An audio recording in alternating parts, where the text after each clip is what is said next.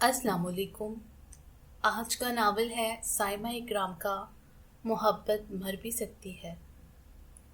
फिर यूं हुआ कि मुझे उससे मोहब्बत हो गई। अब जबकि वो अपने दिल के सारे दरवाजे बंद करके चाबी दूर कहीं समुद्रों के पानी में गुम कर चुकी है, तो मेरा दिल करता है कि मैं किसी पागल दीवाने की तरह उसकी चौखट पर बैठ जाऊं और कहूं, नरीमन गुल, कोई दर कोई खिड़की तो खोल दे, मुझे तुम्हारी चाहत की हल्की सी हवा भी सांस लेने को बहुत है। मगर वो बदगुमानी के उस जंगल में खो चुकी है जहां का कोई भी रास्ता मेरी तरफ नहीं निकलता। मैंने खुद अपने हाथों से उसकी चाहत के दियों को बुझाया था और जब्त के दायरों में घुमाया था। उसकी बर्दाश्त की आखिरी सरहदों पर ले जाकर उस पर कहके लगाए थे। मैं ये भूल गया था कि दिलों में दुख और आंखों में आंसू लाने का कोई मौसम नहीं होता, क्योंकि जो कांटे बद इख्तियाती से अपने ही हाथों से बोए जाते हैं उनका दर्द कम नहीं होता, उन पर शर्मसारी भी आरज़ी नहीं होती, उनसे फरार भी मुमकिन नहीं होता। मुझे नहीं मालूम मोहब्बत क्या है, उसका जायका कैसा होता है, ये किस सूरत में होती है। अगर हवा की मानित है तो कहाँ से गुजरती है, अगर बादल है तो कहाँ पर गरजती है, और अगर बारिश है तो कौन से सहरा जैसे दिलों को सराब करती है। मुझे महसूस होता है कि मोहब्बत नरीमन गुल है, उसकी तरह खूबसूरत, जिंदगी से भरपूर, हलचल मचा देने वाली है ना। वो ऐसी ही थी, उसकी आंखों में सितारे चमकते थे और उसकी हंसी जिंदगी में खूबसूरती की नवीद देती थी। ठहरिए, पहले मैं अपना तारुफ तो करवा दूं, लेकिन एक बात, लोग कहते हैं कि मोहब्बत होती है या फिर नहीं होती, लेकिन मैं कहता हूं कि मोहब्बत सांस लेती है। वो जिंदा इंसानों की तरह हंसती है और रोती है, और जिन दिलों में बसेरा करती है, अगर हम इन्हीं लोगों पर अपने दिल के दरवाजे बंद कर दें तो मोहब्बत मर भी जाती है। लेकिन उसका फैसला तो आप करेंगे कि क्या वाकई मोहब्बत मर भी सकती है। मुझे इब्तिहाज दुरानी कहते हैं। मैं साद अली दुरानी की पहली बीवी का इकलौता बेटा हूँ। साद अली दुरानी यानी मेरे पापा मुझे अपनी प्यारी बीवी की मौत का जिम्मेदार समझते हैं, जो कि मेरी पैदाइश पर कोई पेचीदगी होने की वजह से दुनिया छोड़ गई थी और मुझे पापा की बेइतनाई और नफरत का बोझ उठाने के लिए तनहा कर गई। पापा ने दूसरी शादी की तो हॉस्टल मेरी किस्मत में लिख दिए गए। मैंने जिंदगी में ना कोई रिश्ता देखा और ना रिश्तों को बरतने का सलीका सीखा। छुट्टियों में जब हॉस्टल बंद हो जाता तो घर जाना मेरी मजबूरी बन जाता। तो ऐसे में मेरे रहने का स्टाइल कुछ ऐसा बन चुका था कि किसी को एहसास भी नहीं होता था कि उनके घर में किसी बंदे का इजाफा हुआ है। पापा की दूसरी बीवी भी मुझसे ला ताल्लुक थी। उनकी ये बेनियाजी उनके और मेरे हक में बहुत बेहतर थी। एमए इंग्लिश में एडमिशन लिए मुझे तकरीबन एक माह हुआ था। मैं एक वाजबी सा क्लासरूम की आखिरी लाइनों में बैठने वाला स्टूडेंट था। कैंपस की रंगीनियां, रंग बिरंगे आंचल, निस्वानी कहके, दिलकश चेहरे, मेरे लिए किसी चीज़ में कोई कशिश नहीं थी। शायद मेरी क्लास के आधे स्टूडेंट्स को इल्म भी ना हो कि डीजी खान से कोई इब्तिहाज दुरानी भी उनका क्लास फेलो है। मुझे लोगों से चिढ़ थी और ज़्यादा दोस्तियां करने का, बल्कि सिरे से दोस्ती करने का मैं कायल ही नहीं था। मेरा रूममेट रहील शाह, जो कि एमबीए का स्टूडेंट था और मेरी कम गोई और सोशल ना होना कम से कम उसके लिए बहुत फ़ायदेमंद थे। वो आराम से अपनी स्टडी में मगन रहता। उस दिन ऑडिटोरियम हॉल में आल पाकिस्तान यूनिवर्सिटी मुबाहिसा था। ऐसे ही ड्रामा का लेक्चर लेने के बाद मैं घूमता हुआ उधर आ निकला। मुकाबला जोरों पर था, तालियां थमने में ना आ रही थीं। उनका जोर जोर कम होता तो आवाज़ों का शोर बढ़ जाता। इनाम की ट्रॉफी कुछ ही दूर पड़ी जगमगा रही थी और दिलों की धड़कन और आंखों को चुंधिया रही थी। जी जनाब, अब यूनिवर्सिटी की नुमाइंदगी करने के लिए तशरीफ लाती हैं इंग्लिश डिपार्टमेंट से नरीमन गुल। कंपेयर की आवाज़ माइक में गूंजी तो मैं चौंक गया। ये तो वही थी जिसे खुदाई मददगार बनने का बहुत शौक था। आजकल क्लास में जीआर बनने के बाद उसके सरगर्मियों में मजीद इजाफा हो गया था। अपने शोल्डर कट बालों को झटके देती, ऊंची आवाज में कह के लगाती, जमाने को चुटकियों में उड़ाने वाली लड़कियां न जाने मुझे क्यों जहर लगती थी। एक तो क्लास में नंबर 1 होने का नशा ही बहुत भारी होता है, ऊपर से मोहतरमा डिबेटर और तो और यूनिवर्सिटी मैगजीन की एडिटर और ड्रामेटिक सोसाइटी के इलेक्शन में भी मोहतरमा हिस्सा ले चुकी थी। हर महफिल में उसका इस्तकबाल वीवीआईपी शख्सियत के तौर पर किया जाता था। एक तो ज़हीन फतीन, ऊपर से बला की कॉन्फिडेंट और सोने पर सुहागा शख्सियत में बला की बेनियाजी थी, जो मेरे ख्याल में सिर्फ پوز کرتی ہے اور کلاس میں جب بولنے پر آتی ہے تو پروفیسر خالد کو لگتا ہے کہ شاید شیکسپیئر کی بھتیجی ہے، اور میرے نزدیک اس کی یہ ساری خوبیاں نہیں خامیاں تھیں۔ میرے علاوہ باقی کلاس کا خیال تھا، جس پر بھی مجھے اعتراض تھا، کہ اس کی سب سے زیادہ بڑی خوبی اس کی عاجزی اور انکساری ہے۔ ہر ملنے والے کے سامنے بچ جاتی اور دوسروں کو لگتا کہ شاید اس سے زیادہ ہمارا اپنا کوئی اور نہیں، اور یہ خوبی ہماری کلاس کی باقی لڑکیوں میں بہت قلیل تھی، اور یہی بات مجھے اس کی زہر لگتی تھی، بلکہ مجھے تو لڑکیوں کی مہلوک ہی بہت بری لگتی تھی۔ تقدیر طاقتور ہے یا تدبیر؟ اس ٹاپک پر دھواں دار دلائل آڈیٹوریم ہال میں شریک لوگوں کے دلوں پر اثر کر رہے تھے۔ وہاں پر چھایا ہوا سکوت اس بات کی چیخ چیخ کر گواہی دے رہا تھا کہ اس مباحثے کی ونر ہوگی نریمن گل، اور پھر ویسا ہی ہوا۔ مباحثہ ختم ہوا تو ہال میں گویا بوچال سا آ گیا۔ لڑکیوں کے کہکے، لڑکوں کے کمنٹ، سب میرے لیے ناقابل برداشت تھے۔ تم بہت خوش قسمت ہو نریمن، جو چاہتی ہو پا لیتی ہو۔ لگتا ہے خدا کے ساتھ خاص تعلقات ہیں تمہارے۔ ایک رشک بڑی آواز میرے کانوں سے ٹکرائی اور میں ٹھٹک کر رک گیا۔ آف کورس زندگی نے مجھے ہمیشہ دیا ہے جو میں نے چاہا، وہ مجھے ملا ہے، اور یہ سب کچھ اوپر والے کی بدولت ہے۔ میرا اور اس کا رشتہ بہت عجیب ہے۔ میں دھڑلے سے اس سے مانگتی ہوں اور وہ مجھے دیتا ہے۔ پراعتماد لہجے میں جواب ملا، ویسے شی از ویری لکی۔ ایک اور جملہ میرے سماعتوں میں پہنچا تو میں نے باغور اس کا جائزہ لیا۔ بلو سوٹ میں ہم رنگ دوپٹہ گلے میں لاپرواہی سے ڈالے وہ تھوڑی دیر بعد اپنے سائڈ کٹ کو بائیں ہاتھ سے جھٹکا دیتی۔ وہاں موجود تمام لوگوں کے نگاہوں کا مرکز بنی ہوئی تھی۔ ہاتھوں میں پکڑے ہوئے بکے سے وہ ایک ایک پتی کو نوچ کر پھینکتے ہوئے مجھے بالکل عام سی لگی۔ پھر بھی نہ جانے کیوں ہر وقت اس کے ارد گرد لوگوں کا ہجوم رہتا تھا۔ خوش گمانیوں کا پردہ چاک ہو گیا تو پھر محترمہ کو پتہ چلے گا کہ دنیا کتنی خوبصورت ہے۔ میں نے تلخی سے سوچا اور قدم آگے بڑھا دیے۔ وہ ایک اداس کر دینے والا دن تھا۔ نہ جانے اداسی کا بادل کب میرے اندر آیا اور اب پوری شدت سے برس پڑا تھا۔ میں یادوں کی بارش میں اکیلا بیٹھا ڈپارٹمنٹ کی سیڑھیوں میں بھیگ رہا تھا۔ سوشل سائنس کی اس فیکلٹی کی سیڑھیاں پورے کیمپس میں میری پسندیدہ جگہ تھی، جہاں بیٹھ کر میں گھنٹوں کیمپس کے چہروں کو پڑھتا تھا، اور میرا یہ واحد مشغلہ تھا جس میں شراکت کا میں ہرگز قائل نہیں تھا۔ ارے یہ ابتہاج دورانی ہے نا؟ چند چہرے میرے سے ذرا فاصلے پر چلتے ہوئے رک گئے۔ میں نے ذرا سا مڑ کر دیکھا تو سامنے وہی خدائی مددگار چند کلاس فیلو کے ہمراہ میرا جائزہ لینے میں مگن تھی۔ اس کے چہرے پر شرارت رقص کر رہی تھی۔ بھائی تو پھر کیا خیال ہے، شیکسپیئر کے ڈرامے ہیملٹ کے لیے یہ ابتہاج سوٹ کرتا ہے نا؟ اس نے پراعتماد لہجے میں اعجاز کو مخاطب کیا۔ ہاں کچھ اعجاز نے تن سے آبروج گئے، جبکہ میں یہ ساری صورتحال سمجھنے سے قاصر تھا۔ اس بیچارے کا اتنی بے رحمی سے پوسٹ مارٹم کرو گے تو وہ گھبرائے گا نا۔ نرمان نے شاید بھانپ لیا تھا کہ میں اتنی ساری نظروں سے نروس ہو رہا ہوں جو گھوم پھر کر میرا جائزہ لے رہے تھے۔ جواباً سب کا مشترکہ کہکا فضا میں گونجا اور میں یقیناً گڑبڑا گیا۔ مسئلہ کیا ہے آپ لوگوں کے ساتھ؟ میں نے اپنے مخصوص ہٹیلے اور دھند لہجے میں جھنجھلا کر پوچھا۔ میرا اعتماد آہستہ آہستہ لوٹ رہا تھا۔ بات دراصل یہ ہے کہ نرمان گل حال ہی میں ڈرامٹک سوسائٹی کی جنرل سیکرٹری بنی ہیں، اور آج کل ہم لوگ شیکسپیئر کا ڈرامہ ہیملیٹ سٹیج پر پرفارم کرنے کے لیے تیار کر رہے ہیں۔ کافی کرداروں کا انتخاب ہو چکا ہے، جبکہ ہیملیٹ کے لیے نرمان کا خیال ہے کہ آپ کو ٹرائی کر لیتے ہیں۔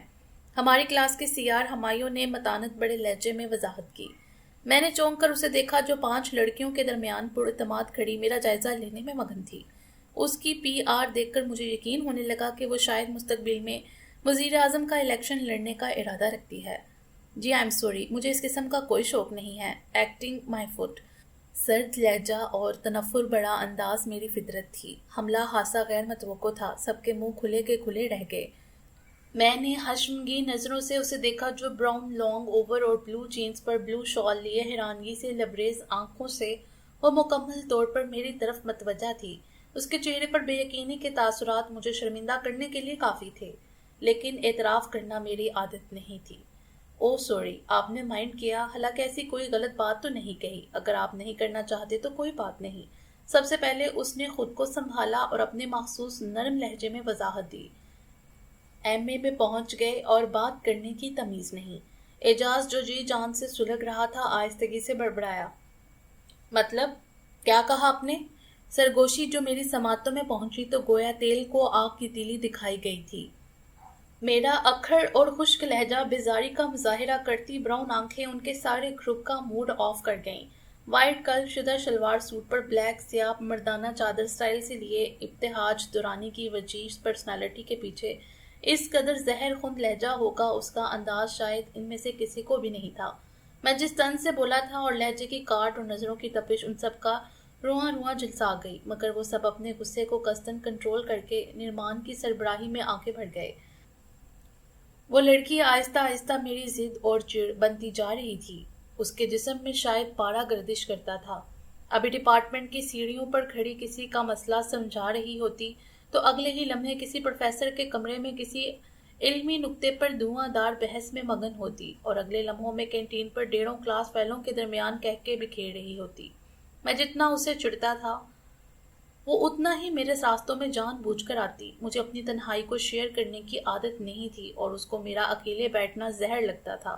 وہ میرے خاموشی کے منظر میں کہیں نہ کہیں سے پتھر پھینکنے کے لیے ٹپک پڑتی اور میں اندر تک سلجھ کر رہ جاتا۔ سردیوں کے باعث سورج نکلنے کے باوجود ان کی بددستور قائم تھی۔ اس قدر سردی میں بھی کیمپس کی رونقیں عروج پر تھیں۔ گرما گرم چائے کی پیالیوں پر بحث ہوتی، خوش باز چہرے، پتہ نہیں لوگ اتنے خوش کیسے رہ سکتے ہیں۔ میں نے ہنستے مسکراتے چہروں کو دیکھ کر الجھن سے سوچا، خاموش رہنا آپ کی عادت ہے یا مشغلہ؟ وہ جانے کہاں سے نمودار ہوئی تھی۔ دوسروں کے معاملات میں ٹانگ اڑانا آپ کی عادت ہے یا مشغلہ؟ میں نے سگریٹ کی راکھ کو انگلی کی نوک سے اڑاتے ہوئے اسے چڑھایا۔ ہمیں یونیورسٹی میں آئے 3-4 ماہ ہونے کو ہیں، لیکن آپ ہمارے لیے اتنے ہی اجنبی ہیں جتنے کے پہلے دن تھے۔ یہ آدم بیزار ہونا، تلخی سے بولنا، غصے سے گھورنا، آخر آپ کے ساتھ مسئلہ کیا ہے؟ اس نے میرے سوال کو نظر انداز کر کے یوں مجھ سے پوچھا جیسے کہ ہمارے درمیان بڑے دوستانہ تعلقات ہوں۔ کوئی مسئلہ نہیں، میں جھنجھلا گیا۔ اچھا، آپ کا تعلق کس شہر سے ہے؟ لہجے میں اشتیاق اور دلچسپی تھی۔ جی ہاں، اس سے مختصر جواب میں نہیں دے سکتا تھا۔ آپ کتنے بہن بھائی ہیں؟ وہ ابھی بھی مایوس نہیں ہوئی تھی۔ صرف ایک، نہیں شاید 3۔ میں نے فوراً تردید کی، آخر پاپا کے دوسرے بچے بھی تو میرے بہن بھائی تھے۔ ہائے، ایک دفعہ پھر سوچ لیں، اس نے شرارتی لہجے میں کہا۔ آپ نے کوئی رشتہ داری قائم کرنی ہے میرے ساتھ؟ صاف طنز تھا۔ ہو سکتا ہے کرنی ہو، معنی خیز لہجے میں جواب ملا اور پھر خود ہی ہلکے سے توقف کے بعد ہنس دی، جبکہ میرے اوپر ایک دفعہ پھر بیزاری نے حملہ کر دیا جسے اس نے صاف نظر انداز کر دیا۔ ارے نرمان، تم یہاں ہو؟ میں نے تمہاری تلاش میں کنوؤں تک میں بانس ڈلوا دیے تھے۔ جلدی چلو، آج ڈرامیٹک سوسائٹی کی میٹنگ ہے۔ ہمارا مشترکہ کلاس فیلو ہمایوں اسے ڈھونڈتے ڈھونڈتے وہاں تک آن پہنچا تھا، جبکہ میں نے جلدی جان چھوٹ جانے پر شکر ادا کیا۔ جانے کیوں مجھے اس کی موجودگی میں کوفت ہوتی تھی، بلکہ اسی کی کیا، مجھے تو ہر شخص کی موجودگی اور اپنی تنہائی میں شراکت زہر لگتی تھی۔ جانے نرمان گل کو میرے اندر کیا طلسم نظر آتا تھا جس کی کھوج میں وہ میرے پاس چلی آتی تھی، حالانکہ اس کے پاس تو خود اپنے آپ سے ملنے کے لیے وقت نہیں تھا، سارے جہاں کا درد جو اس کے جگر میں تھا۔ کلاس آف ہوئے تھوڑی ہی دیر ہوئی تھی۔ آج حاضری معمول سے بھی بہت کم تھی، شاید اس کا سبب بھیگا بھیگا موسم تھا۔ طلبہ اور طالبات کی اکثریت لون میں موسم کو انجوائے کرنے میں مصروف تھی، جبکہ میرے لیے تو سارے ہی موسم ایک جیسے تھے۔ شروع میں کچھ طلبہ اور طالبات نے میری ایکٹیو پرسنالٹی سے متاثر ہو کر میری جانب ہاتھ بڑھایا، لیکن جلد ہی میرے تلخ اور بیزار لہجے سے اکتا کر پیچھے ہٹ گئے۔ مجھے بھی ان کی کمپنی کی ضرورت نہیں تھی۔ کبھی کبھار نرمان مجھے زبردستی گھسیٹتی ہوئی اپنے گروپ میں لے جاتی، جو 4 لڑکے اور 4 لڑکیوں پر مشتمل تھا، لیکن میری خاموشی اور کم گوئی وہاں بھی قائم رہتی۔ جواباً سب نے ہی میری عادت سے کمپرومائز کر لیا تھا، سوائے اس کے۔ آج کیمپس آ کر میرے ذہن میں ایک بوجھ سا تھا۔ ممی کی برسی تھی، آج انہیں مجھ سے جدا ہوئے پورے 25 سال ہو گئے تھے، اور میرے لیے 25 سال نہیں 25 صدیاں تھیں، جس کا ہر دن اذیت کا سورج لے کر نمودار ہوتا تھا۔ میری ذات کے اندر موجود تلخی کے پیچھے 25 سالوں کی اذیت، چبھن اور کرب تھا۔ کبھی کبھی یہ پیمانہ لبریز ہو جاتا تو سامنے موجود شخصیت کو حیرانگی سے دوچار ضرور کرتا۔ نہ جانے کیوں مجھے لوگوں پر اعتبار نہیں آتا تھا۔ سارے لوگ مجھے دھوکے باز اور بہروپیے لگتے تھے۔ بعض دفعہ میرا دل کرتا کہ میں ساری دنیا کو آگ لگا دوں اور خود بیٹھ کر تماشا دیکھوں۔ ایک بے چینی تھی جو میری فطرت کا حصہ بن چکی تھی، جو مجھے کہیں سکون نہیں لینے دیتی تھی۔ ایسے ہی سوچوں میں گم میں روش پر چلتے ہوئے ٹھٹک گیا۔ سامنے لان میں سنگے مرمر کے بینچ پر وہ معلول سی جانے کن سوچوں میں گم تھی۔ بارش رک چکی تھی، درخت پھول سبزہ سب کچھ دھل کر آنکھوں کو طمانینت کا احساس بخش رہا تھا۔ فضا میں اچھی خاصی خنکی تھی، لیکن وہ سردی سے بے نیاز ہتھیلی پر ٹھوڑی ٹکائے سر جھکائے بیٹھی تھی، جبکہ اس کے ساتھ اس کی گروپ فیلو الینا نہ جانے اسے ہولے ہولے کیا سمجھا رہی تھی، جسے سننے کے ساتھ ساتھ وہ مسلسل نفی میں سر ہلا کر رسپانس دے رہی تھی۔ یونیورسٹی میں ایڈمیشن کے بعد پہلی مرتبہ میں نے اسے کہیں آرام سے بیٹھے دیکھا تھا۔ میں نہ جانے کب اس کے سامنے پہنچ گیا۔ نرمان نے چونک کر سر اٹھایا، اس کے چہرے پر سرخ متورم آنکھیں، سوں سوں کرتی ناک اور چہرے پر تکلیف کے آثار۔ میرے لیے یہ منظر بہت دلکش تھا۔ اسے میں نے ہمیشہ کہہ کے لگاتے ہوئے دنیا پر حکومت کرتے ہی دیکھا تھا۔ بے بسی کا یہ منظر میرے لیے حقیقتاً نیا تھا۔ پاگل ہو گئی ہو؟ نیور! الینا نے اسے ڈانٹا اور پھر مجھے چونک کر دیکھا۔ ارے ابتہاج، آپ! چلو شکر ہے کوئی تو آیا اس کے پاس۔ آپ ٹھہریے، میں پانی لے کر آتی ہوں۔ الینا تبھی فیصلہ کر کے آگے بڑھ گئی، جبکہ ہم دونوں تنہا رہ گئے۔ ویسے دوسروں کو بہادری کا درس دینے والے لوگ لان کے کونے کھدروں میں بیٹھ کر خود بھی روتے ہیں۔ Very interesting. اس کا یہ روپ نہ جانے میری کون سی حس کو تسکین کر رہا تھا۔ اس نے تڑپ کر سر اٹھایا۔ جملوں کی چبھن اور طنزیہ کاٹ وہ اپنے دل پر محسوس کرنے لگی۔ قابل تعریف ہیں وہ لوگ جو اپنی تدبیر کو اس وقت بھی جاری رکھتے ہیں جو تقدیر ان کے بے بسی کا تماشا خود بھی دیکھ رہی ہوتی ہے۔ میں نے اس دن مباحثے کے ٹاپک کا اس کا فکرہ اسی پر جتایا۔ آپ نے کبھی سوچا ہے کہ آپ دن میں کتنے لوگوں کو طنز کے تیروں سے زخمی کرتے ہیں؟ پہلی دفعہ گلا ہوا میری فراخ پیشانی پر سلوٹیں پڑ گئیں، بویں سکڑ گئیں۔ اس طنز کو سہنا آسان تو نہیں تھا، لیکن اس وقت میں پی گیا۔ اچھا اب رونا دھونا بند کرو، مجھے خواتین کو چپ کروانے کا کوئی تجربہ نہیں۔ یہ بتاؤ کہ کیا چاہتی ہو؟ میرے منہ سے نہ چاہتے ہوئے بھی یہ فکرے نکل گئے۔ میرے چاہنے سے بھلا کیا ہوگا؟ اس کے لہجے میں مایوسی کا عنصر واضح تھا۔ پھر کس کے چاہنے سے ہوگا؟ آپ کے۔ اس کے منہ سے صرف 2 لفظ نکلے اور میں اس کی جرأت پر ششد رہ گیا۔ اس قدر دلیری کی مجھے توقع نہیں تھی۔ میں حقیقی معنوں میں گھبرا گیا۔ اسے غور سے دیکھا تو اس کے سرخ سفید چہرے پر گہری سیاہ آنکھوں سے جھلکتے جذبے کی گہرائی اور شدت سے میں حیران رہ گیا۔ اظہار محبت کا یوں کھلم کھلا اظہار کسی لڑکی کی طرف سے بھی ہو سکتا ہے، میں گمان تک نہیں کر سکتا تھا، اور میری زندگی اس معاملے میں کوڑا کاغذ تھی۔ زندگی میں پہلی مرتبہ تو میں کسی لڑکی کے اتنے قریب بیٹھا تھا، اور اس میں میری کسی بہادری کا دخل نہیں تھا، بلکہ اس کا دیا ہوا اعتماد تھا۔ ورنہ میں نے تو کبھی اپنی سحر انگیز شخصیت کا ناجائز فائدہ اٹھانے کی بھی کبھی کوشش نہیں کی تھی۔ وہ یونیورسٹی کی واحد لڑکی تھی جس نے خود مجھ سے بات کی، اور میں نے جواباً کچھ کہا، ورنہ زندگی کی راحتیں اور خوشیاں میرے لیے قطعاً اجنبی تھیں۔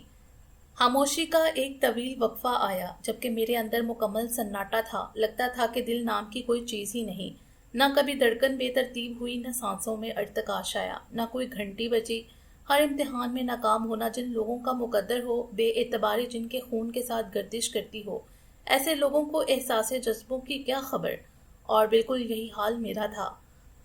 خاموشی کا وقفہ طویل ہوتا گیا۔ آخرکار الینا کی آمد نے اسے توڑ ڈالا، جو پھولی سانسوں کے ساتھ ہاتھ میں پانی کا گلاس پکڑے جانے کون سی کہانیاں سنا رہی تھی۔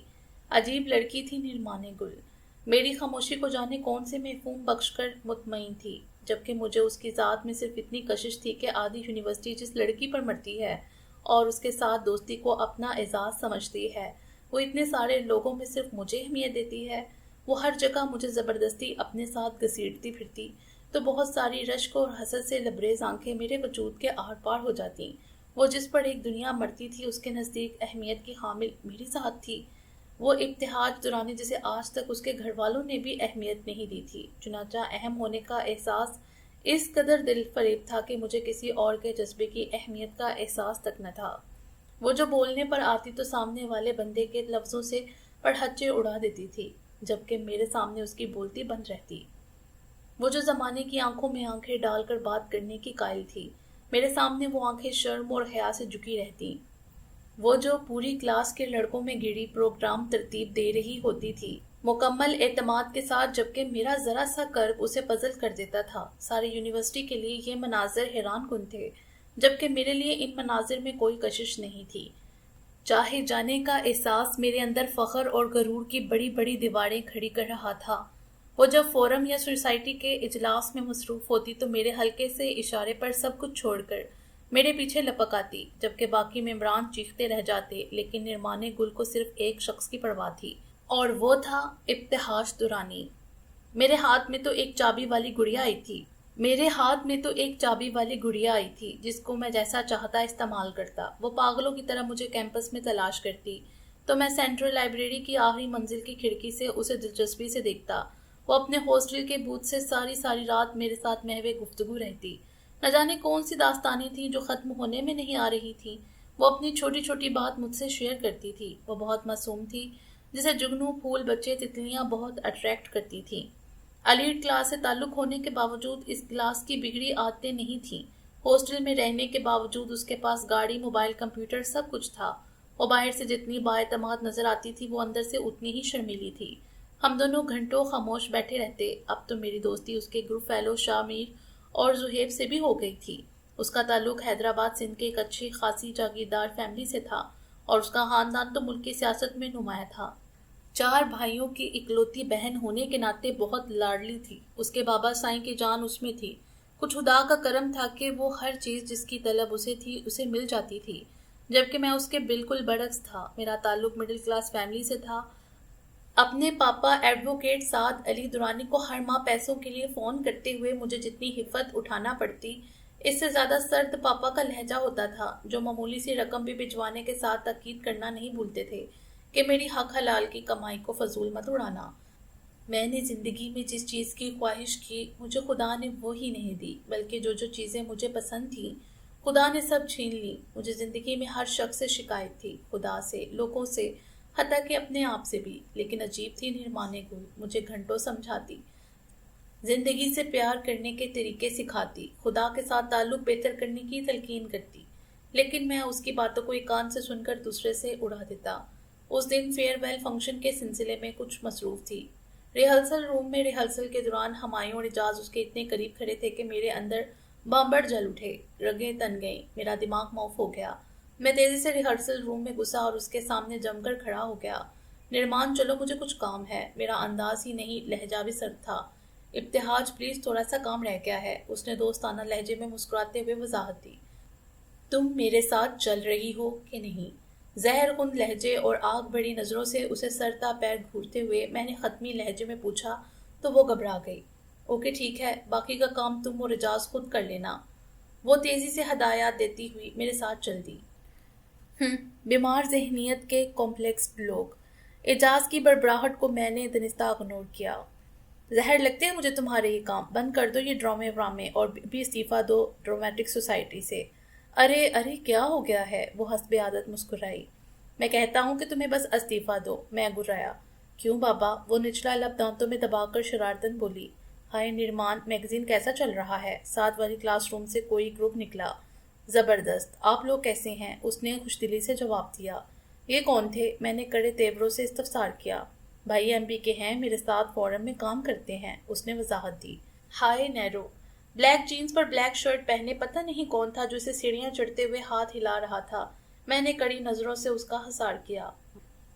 یہ سوشیالوجی کا حماد ہے، میرے ساتھ کچھ ریڈیو کے پروگرامز کیے تھے، اس نے ڈرے دھیمے لہجے میں کہا۔ میری ناراضگی بھی کہاں اس سے برداشت ہوتی تھی۔ تم یہ ساری ایکٹیویٹیز چھوڑ نہیں سکتی؟ ابتہاج، کیسے چھوڑ دوں؟ اس نے بے چارگی سے کہا۔ تو ٹھیک ہے، پھر مجھے چھوڑ دو۔ سرد اجنبی کٹھور لہجہ نرمان گل کو لمحوں میں ریزہ ریزہ کر گیا۔ کیا بچوں جیسی باتیں کرتے ہو؟ یہ کوئی مذاق ہے؟ میری پوزیشن کو نہیں سمجھ رہے؟ وہ بہت کم غصے میں آتی تھی۔ ہاں، تمہیں کیا فرق پڑتا ہے؟ ایک دنیا دیوانی ہے تمہاری، میں نے طنز کیا۔ ابتہاج پلیز۔ وہ رک گئی، چہرہ دھواں ہو رہا تھا، ہاتھوں کی سرزنش واضح تھی، جبکہ آنکھوں کے گوشے گیلے ہو گئے۔ ٹھیک ہے، میں ریزائن دے دیتی ہوں۔ کچھ توقف کے بعد اس نے کہا، محبت کرتی ہوں مجھ سے؟ میرے منہ سے پھسلا تو اس نے چونک کر مجھے دیکھا۔ ہاں، آہستگی سے سر ہلا۔ پتہ نہیں کیسی عجیب نیچر تھی میری۔ نرمان کو اذیت میں دیکھ کر مجھے بہت سکون ہوتا۔ وہ لڑکی جو ساری دنیا کے سامنے ناقابل تسخیر تھی، میری ذرا سی بے اتنائی پر جب بے آواز روتی تو میرا دل کرتا کہ میں چیخ چیخ کر دنیا کو بتاؤں کہ دیکھو یہ مجھ سے کتنی محبت کرتی ہے۔ میں ابتہاج دورانی جو محبت کے ذائقے سے ناواقف تھا، میرے وجود کو توجہ کی ایک نظر بھی نہیں ملی تھی۔ اس سے نرمان گل محبت کرتی ہے، جس کی آنکھوں کے حصار میں صرف ایک وجود رہتا ہے جو ساری دنیا کو چھوڑ کر صرف اس کے مزاج کے موسموں کی پرواہ کرتا ہے۔ میں نے اسے بارہا آزمایا تھا، اس کا فورم، سوسائٹی، ریڈیو، اخبار سب کچھ چھڑوا دیا تھا۔ سارے کیمپس میں نرمان کی دیوانگی ہارٹ فیورٹ ایشو بنی ہوئی تھی، مگر اسے کسی کی پرواہ نہیں تھی۔ اس کی پی آر کا دائرہ محدود ہو کر صرف میری ذات تک رہ گیا تھا۔ میں جو انتہائی کنزرویٹو و شکی مزاج تھا، مجھے تو حکومت کرنے کے لیے نرمان کی صورت میں ایک سلطنت مل گئی تھی۔ اس کے کلاس فیلوز، فرینڈ سب اسے سمجھا سمجھا کر تھک گئے تھے، لیکن اس کی محبت کے رنگوں میں شدت آتی جا رہی تھی۔ اس نے اپنا موبائل بھی مجھے گفٹ کر دیا تھا، جس پر وہ ہر گھنٹے بعد فون کرتی، میرے لاڈ بچوں کی طرح اٹھاتی۔ اس کے دیے گئے وش کارڈز اور گفٹ سے میری الماری کے خانے بڑھتے جا رہے تھے۔ اس کا سارا اعتماد اور بے نیازی ختم ہو کر رہ گئی تھی۔ میرے پل پل بدلتے موڈ اسے خوفزدہ کر دینے کے لیے کافی تھے، لیکن اس کے باوجود اس کا ساتھ مجھے کمپلیکس میں مبتلا کر دیتا تھا۔ اس کے لہجے اور گفتگو میں ایک سحر تھا جو سب کو جکڑ لیتا تھا۔ اس کی شخصیت میں متاثر کر دینے والا وقار تھا۔ اسے ایک دفعہ دیکھنے والا مڑ کر دیکھنے پر مجبور ہو جاتا۔ وہ جس فنکشن میں جاتی چھا جاتی اور میرے اندر بھمبر چلنے لگتے۔ میرا لہجہ خود بخود سلگنے لگتا اور میرے لفظوں کی تپش سے وہ پگھلنے لگتی۔ تنگ آ کر اس نے فنکشنز اٹینڈ کرنا ہی چھوڑ دیے۔ ویلنٹائن ڈے پر اس کے ڈھیروں پھول اور کارڈز نے مجھے پورے ہاسٹل میں معتبر بنا دیا تھا، جبکہ میں نے اس عرصے میں شاید ہی اسے کوئی پھول یا گفٹ دیا ہو۔ اس کی برتھ ڈے بھی مجھے بھول گئی تھی، لیکن اس نے گلہ تک نہیں کیا۔ وہ جو کچھ میرے ساتھ کرتی، میں اسے اپنا حق سمجھ کر وصول کرتا تھا۔ تم آج کل جنید شاہ کے ساتھ کچھ زیادہ نہیں ہوتی؟ اپنے ڈپارٹمنٹ کی کینٹین میں بیٹھے میں نے تبصرہ کیا۔ نہیں، وہ گڑبڑا گئی۔ ایسا تو نہیں ہے۔ پھر وضاحت کی۔ آپ کو پتا ہے جنید چھوٹے چچا کا بیٹا ہے اور حال ہی میں تو یونیورسٹی میں ایڈمیشن لیا ہے، اس لیے اسے اکثر میری مدد کی ضرورت پڑتی رہتی ہے۔ ویسے آپ کی بہت تعریف کر رہا تھا۔ اچھا، مجھے اس کی تعریف سے کوئی خاص خوشی نہیں ہوئی۔ ویسے تم سے کچھ زیادہ فرینک نہیں ہے؟ نہیں، وہم ہے آپ کا، اس نے الجھے ہوئے انداز میں کہا تو میں کندھے اچکا کر رہ گیا۔ محبت کے رشتے بہت کٹھن اور دشوار ہوتے ہیں۔ وقت اور حالات تو اکثر زندگی کا مفہوم ہی بدل دیتے ہیں۔ تب محبت کا فلسفہ دڑا کا دڑا رہ جاتا ہے۔ مجھے نہ جانے کیوں رشتوں کے چھن جانے سے خوف آتا ہے۔ میری زندگی میں صرف ایک رشتہ ہے، نرمان گل۔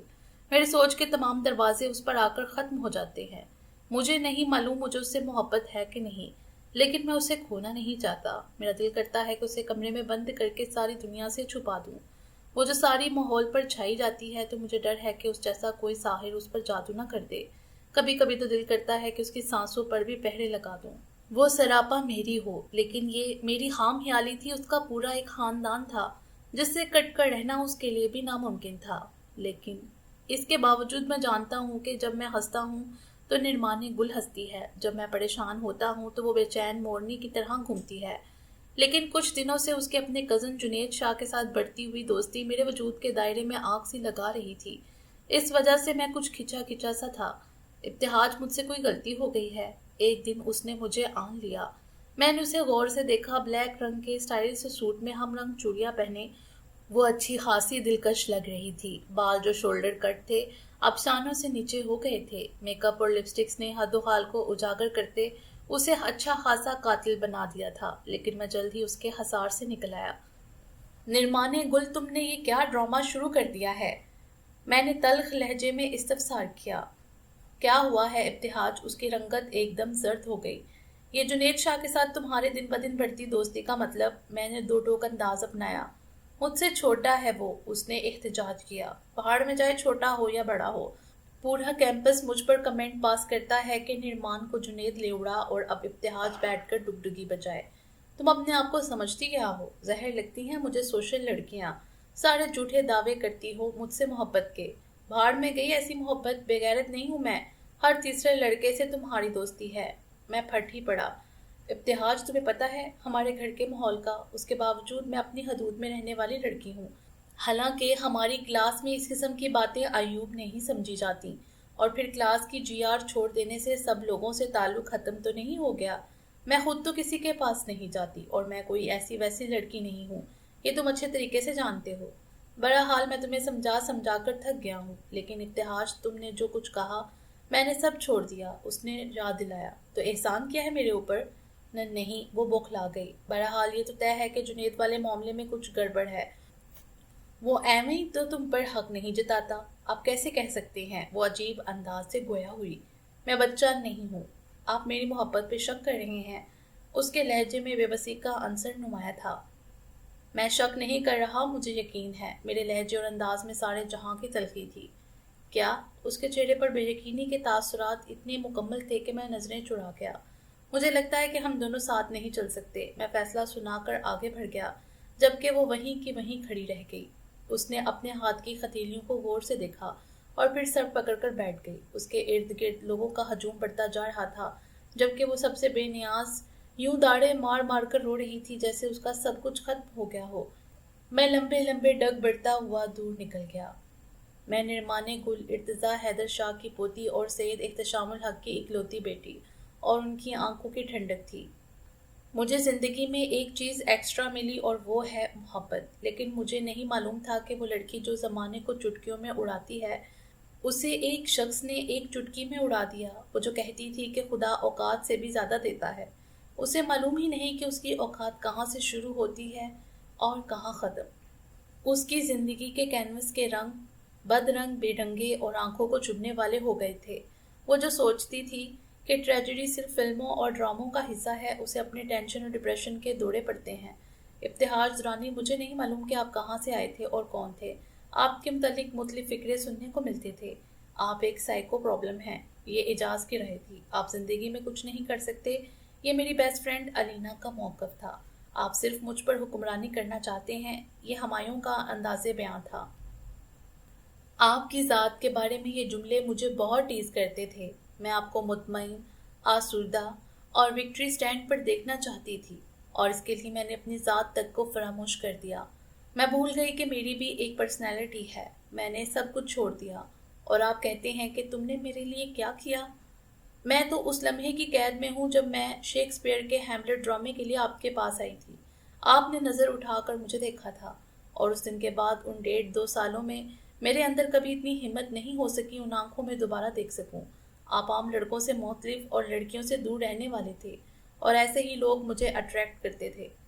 لیکن میں بھول گئی تھی کہ رفاقتیں وہی اچھی اور پائیدار ہوتی ہیں جو دل میں طلب بن کر ابھریں۔ زبردستی کے رشتے تو اذیت بن جاتے ہیں۔ پاگلوں کی طرح آپ کے پیچھے بھاگتی تھی۔ مجھے لگتا تھا کہ آپ میری ذات کا ایک گمشدہ حصہ ہیں۔ لیکن 30 اگست کو آپ کی ناراضگی سے ڈپریسڈ ہو کر میں نے نیند کی 1.5 ساری گولیوں میں سکون حاصل کرنا چاہا، تو میری روم میٹ حمدہ نے ہاسٹل سے پاگلوں کی طرح آپ کو فون کیے، اور آپ آنے کا وعدہ کر کے بھول گئے۔ اس دن 30 اگست کو وہ لڑکی 11:45 پر اندر سے مر گئی، اور کسی کو پتہ ہی نہ چلا۔ اور کیمپس میں آنے کے بعد آپ نے سرد لہجے میں کہا، میں ہاسٹل مصروفیت کی وجہ سے نہ آ سکا۔ آپ کو کیا معلوم کہ محبت میں بے وقتی کا دکھ خون کی طرح انسان کو چاٹ جاتا ہے۔ بہرحال جنید شاہ پر شک مت کیجیے، وہ میرا دودھ شریک بھائی ہے۔ ددیال میں اکلوتی لڑکی ہونے کی وجہ سے ان سب کی چاہتوں کا مرکز ہوں۔ میں آپ کے بغیر نہیں رہ سکتی۔ میں سب کچھ چھوڑ دوں گی۔ سیدہ نرمان گل۔ نرمان کا یہ خط اور سوری کا کارڈ میرے سامنے پڑا ہے۔ بدگمانی کی اینک اتار کر میں نے دیکھا تو سارے منظر صاف شفاف اور آنکھوں کو طمانینت کا احساس بخش رہے تھے۔ میں نے یعنی ابتہاج درانی نے زندگی میں پہلی بار اسے فون کیا تو وہ بے تحاشا خوش ہوئی۔ سب کچھ معمول پر آ گیا۔ ہم گھنٹوں باتیں کرتے، کینٹین میں بیٹھتے، کیمپس کی سڑکوں پر گھومتے۔ مجھے لگتا ہے نرمان گل، مجھے تم سے محبت ہو گئی ہے۔ ایک دن میں نے اعتراف کیا۔ اس دن وہ میرے فیورٹ بلو کلر میں مانگ کے ساتھ کی گئی سیدھی سادی سی چوٹی میں ہمیشہ کی طرح سادہ اور بے نیازی کے ساتھ کیمپس میں میرے ساتھ 0 پوائنٹ کی طرف چل رہی تھی۔ ہاسٹل سے ذرا پہلے اپنے مخصوص درخت کے نیچے کھڑے ہو کر اس نے آرام سے کہا، ابتہاج، آج سے 2 ماہ پہلے تم نے مجھے کہا تھا نا کہ نرمان ہم دونوں ساتھ نہیں چل سکتے، لیکن آج تمہیں میں کہتی ہوں کہ ابتہاج درانی ہم دونوں ساتھ نہیں چل سکتے۔ تمہارے ساتھ گزارے ہوئے 2 سال میری زندگی کے سب سے اذیت ناک دن تھے۔ مجھے خدا نے زندگی میں اتنی خوشیاں دی ہیں کہ میں ان 2 سالوں کو ان خوشیوں کا صدقہ سمجھ کر پھینک دوں گی۔ وہ سانس لینے کو رکی اور پھر غور سے میرا چہرہ دیکھ کر عام سے لہجے میں بولی، ابتہاج، بھول جانا کہ نرمان نامی کوئی لڑکی تمہاری زندگی میں آئی تھی۔ میرے لیے الفاظ نہیں، 2 دھاڑی تلوار تھی جس نے میرے وجود کو چیر کر رکھ دیا تھا۔ میں نے اپنے سامنے کھڑی نرمان گل کو دیکھا جس کی گھنی پلکیں آج میرے سامنے اٹھی ہوئی تھیں۔ وہ اپنے ازلی اعتماد کے ساتھ میرے سامنے کھڑی میرا سارا اعتماد بھگ کر کے اڑا چکی تھی۔ نیرو، تمہارا دماغ ٹھیک ہے؟ تمہیں پتہ ہے کہ تم کیا کہہ رہی ہو؟ پہلی بار حقیقی معنوں میں میرے ہوش اڑے تھے۔ میرا بس نہیں چل رہا تھا کہ میں کچھ کر ڈالتا۔ ہاں ابتہاج، میں اپنے مکمل ہوش و حواس میں ہی کہہ رہی ہوں، وہی الفاظ جو آج سے 2 ماہ قبل تم نے مجھے کہے تھے، اب یہی بات میں کہہ رہی ہوں۔ وہ سرد مہری اور اجنبیت کی ایسی دیوار اپنے سامنے کھڑے کیے ہوئے تھی کہ میں باوجود کوشش کے اس پر دراڑ نہ ڈال سکا۔ لیکن کیوں؟ شکوہ میری زبان سے پھسل پڑا۔ میرے لیے خاصا اعصاب شکن حملہ تھا۔ جب تم نے مجھے یہ الفاظ کہے تھے تب میں نے تو وجہ نہیں پوچھی تھی۔ اس نے یہ کہتے ہوئے براہ راست میری آنکھوں میں جھانکا تھا، جو تحقیر امیز بے یقینی سے اس کی جانب اٹھی ہوئی تھی۔ عجیب باغی انداز تھا اس کا۔ میری انا کو ختم کرنا چاہتے تھے نا؟ میں یہ رشتہ ہی ختم کر رہی ہوں۔ سرد مہری اس کے لہجے میں رچی ہوئی تھی۔ لیکن نیرو، وہ تو میں نے غصے میں کہا تھا، پاگل ہو گیا تھا میں۔ بدگمانی کی اینک میری آنکھوں پر لگی ہوئی تھی، سارے منظر دھندلے نظر آ رہے تھے نا۔ میں نے بڑی بیچارگی اور کرب سے وضاحت کی۔ جواباً وہ مجروح انداز میں ہنس دی، پھر بولی، لیکن ابتہاج، تمہارے کہے گئے وہ الفاظ نہیں تھے، زہر آلود تیر تھے، جنہوں نے تاک تاک کر کے میرے دل پر حملے کیے تھے۔ اب وہاں تو کچھ بھی نہیں، تم نے ہر جگہ میری محبت، میری عزت نفس اور وقار کو زہریلے لفظوں سے زخمی کیا۔ بس تمہاری محبت بھی کسی زہر آلود لفظ سے زہریلی ہو گئی ہے، مر گئی ہے۔ میں نے تمہارے ساتھ اس کیمپس میں انہی راستوں پر چلتے ہوئے اس محبت کا 2 ماہ تک سوگ منایا ہے، بہت آنسو بہائے ہیں۔ اب تو میرے پاس تمہیں دینے کو نہیں ہے۔ میں تمہیں تمہارے دل کی عدالت میں کھڑا کر کے جا رہی ہوں۔ تمہارا اور میرا تعلق دل کا تھا۔ میرے دل کو تم نہ سمجھ سکے، لیکن میں تمہارے دل کو جانتی ہوں، اور مجھے یقین ہے وہ تمہیں غلط سزا نہیں سنائے گا۔ وہ اپنی بات مکمل کر کے رکی نہیں تھی۔ اس کے قدم تیزی سے ہاسٹل کی طرف بڑھ رہے تھے۔ روٹ کی بسیں چلنا سٹارٹ ہو گئی تھیں۔ کیمپس میں عجیب افراتفری کا عالم ہوتا تھا اس وقت۔ لڑکے اور لڑکیاں ایک بھرپور دن گزار کر اپنے اپنے اصل ٹھکانوں پر پہنچنے کی جلدی میں تیز تیز قدم اٹھا رہے ہوتے تھے۔ میں اس سب سے بے نیاز یوں کھڑا تھا جیسے کسی نے منتر پھونک کر پتھر بنا ڈالا ہو۔ آج مجھے یونیورسٹی چھوڑے کئی سال گزر چکے ہیں، لیکن نرمان گل مجھے جس آگ میں جھونک کر گئی ہے، اس کی تپش دن بدن بڑھتی جا رہی ہے۔ میں اپنی ضمیر کی عدالت میں کھڑے کھڑے تنگ آ گیا ہوں، جو ہر دفعہ ایک ہی بات کہتا ہے کہ ابتہاج دورانی، اگر کھاتا کھولو گے تو سارے قصور تمہارے ہی نکلتے ہیں۔ مجھے معلوم ہے کہ وہ ایک مطمئن، خوشحال اور آسودہ زندگی بسر کر رہی ہے، لیکن میری زندگی میں ماضی کی راکھ سے کوئی نہ کوئی دبی ہوئی چنگاری نکل ہی آتی ہے، جو مجھے کئی کئی دن بے چین رکھتی ہے۔ اسے پولیس کا شعبہ پسند تھا۔ میں نے لیکچرار شپ کا ارادہ ختم کر کے یہ شعبہ جوائن کر لیا۔ اسے شاعری، ادب، جنون، تتلیاں اچھے لگتے تھے۔ میں ان چیزوں میں بے پناہ کشش محسوس کرتا ہوں۔ وہ شادی کر کے خوشحال زندگی گزار رہی ہے، جبکہ میں نے زندگی سے یہ خیال ہی نکال دیا ہے۔ کنووکیشن میں وہ اپنا گولڈ میڈل لینے اپنے شوہر اور بیٹے کے ہمراہ آئی تھی۔ میں نے سنا ہے کہ اس کا شوہر اس پر جان دیتا ہے، اس کی ہر ادا کو سہراتا ہے، اسے مشاعروں، فنکشنز اور سیمینار میں خود لے کر جاتا ہے۔ آئے دن اخبارات اس کی سرگرمیوں کو نمایاں کوریج دیتے ہیں، کیونکہ اس کا شوہر ہوم منسٹری میں تھا۔ اولڈ اسٹوڈنٹ فنکشن جو کہ کنووکیشن کے بعد ہوا تو میں نے اسے غور سے دیکھا، جو ہر گزرتے دن کے بعد مزید دلکش ہوتی جا رہی تھی۔ ڈارک بلو ساڑی پروقار انداز میں باندھے وہ اسٹیج پر آئی اور اپنے خوبصورت لب و لہجے میں یہ نظم سنائی تو کافی دیر تک تالیاں بجتی رہیں۔ جسے تم زندگی جانو، تمہیں وہ روگ کہتا ہو، کہ جس نے خود ہی چاہت سے تمہارا ہاتھ تھاما ہو، وہ اپنے دل کے دروازے تم ہی پر بند کر دے تو محبت مر بھی سکتی ہے۔ تمہیں سنسار کرنے کو جو سنگ بانٹے لوگوں میں، صبا کو روکنے کو کفل ڈالے دریچوں میں، کر کے بند گھر کے سانس پر پہرے لگائے تو محبت مر بھی سکتی ہے۔ یہ کس نے کہہ دیا تم سے محبت مر نہیں سکتی، کہ جب کوئی تمہیں جان سے گزر جانے کو کہتا ہو، آدھی راہ میں خود ہی مڑ جانے کو کہتا ہو، وہ اپنی بے وفائی کا خود ہی اعتراف کر لے تو محبت مر بھی سکتی ہے، محبت مر بھی سکتی ہے۔ کیسی ہو؟ فنکشن کے اختتام پر میں نے اس سے پوچھا۔ بہت اچھی ہوں، اس نے کہکا لگایا۔ کیا کر رہے ہو؟ لاپرواہی سے پوچھا۔ پولیس میں ہوں، اور آج کل وہاڑی پوسٹنگ ہے۔ تمہیں پولیس پسند تھی نا؟ میں نے اپنی آنکھوں کے حصار میں اسے لیتے ہوئے گہرے لہجے میں پوچھا۔ کیا؟ وہ چونکی، پھر سنبھل کر بولی، ہاں پسند تھی، لیکن اب پسند نہیں، اور پسند بدلنے میں دیر ہی کتنی لگتی ہے۔ اس کا لہجہ ہنستے مسکراتے چہرے کا ساتھ نہیں دے رہا تھا۔ ارے نرمان، تمہارے شوہر سے میں پوچھ رہی ہوں کہ کیا واقعی محبت مر بھی سکتی ہے؟ تو کیا کہہ رہے ہیں کہ میری بیگم سے پوچھو۔ ہماری مشترکہ کلاس فیلو ہمنا اپنی پلیٹ تھامے ادھر ہی چلی آئی تھی۔ بیگم، میں تو کہتا ہوں کہ محبت ہوتی ہے یا پھر نہیں ہوتی، इस मरने वरने को तो मैं नहीं मानता। ग्रे पेंट कोट में मलबूस वजी पर्सनालिटी वाले हारून शाह ने इस्तेहकाक के साथ निर्मान के शानों पर अपने बाजू रखते हुए कहा और साथ ही मुड़कर हंसते हुए मुझसे पूछा, क्यों सर? वो हासा खुश मिजाज लग रहा था। जज्जी, मैंने तायीद की। नहीं, मोहब्बत मर भी सकती है। नरमीन ने सर्द लहजे में तरदीद की।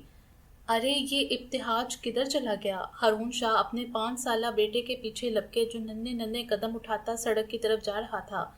इब्तिहाज शाह, अरे मेरे नन्हे शहजादे। हारून का लहजा अपने बेटे के लिए मोहब्बत में डूबा हुआ था। इब्तिहाज दुरानी ने चौंक कर निर्माने गुल की तरफ देखा, जिसके चेहरे पर फैलते रंग मेरे अंदर के अलाव को कम कर रहे थे। मेरे चेहरे पर मुस्कुराहट फैलती गई। मैंने आहिस्तगी से कहा, निर्माने गुल, तुम गलत कहती हो कि मोहब्बत मर भी सकती है। जबकि उसने बेबसी से मेरी तरफ देखा। कारीन, आप क्या कहते हैं कि क्या वाकई मोहब्बत मर भी सकती है? मुझे यकीन है कि आप भी निर्माने गुल की बात से मुत्तफिक नहीं होंगे, है ना? खत्म शुद। उम्मीद है आपको ये नावल पसंद आया होगा। हमारे चैनल को सब्सक्राइब करें और बेल आइकॉन को प्रेस कर दें हमारे चैनल की लेटेस्ट अपडेट्स हासिल करने के लिए। शुक्रिया।